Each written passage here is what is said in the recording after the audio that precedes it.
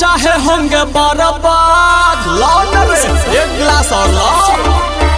हाँ पियेंगे भरमान चाहे होंगे बर्बाद। होली में तारी जिंदाबाद। मीट मुर्गा में मिलेगा स्वाद। होली में तारी जिंदाबाद।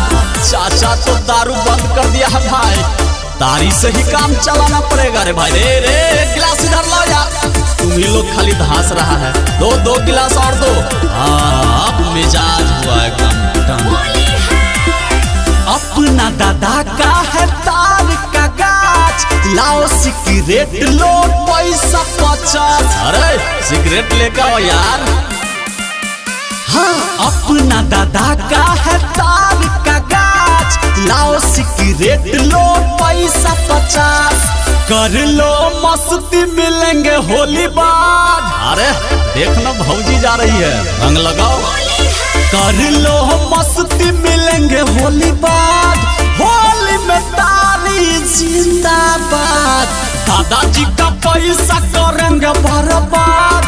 होली में तारी जिंदाबाद। अरे यार होली 1 साल के बाद आता है, तुम लोग तो 2 गिलास में टल्ली हो गया भाई। अरे लो यार एक कटिया मेरे लिए स्पेशल रखो, आज फूल के पियेंगे। दारू तो बंद है ना, क्या करेंगे यार।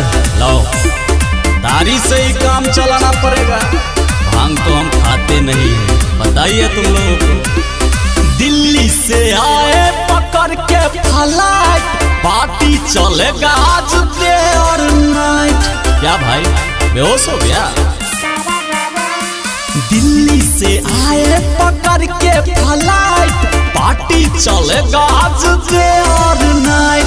धर्मवीर धुरंधर रहेगा बाद। तुम लोग तो मेरा जान है यार। अजय चौरसिया रहेगा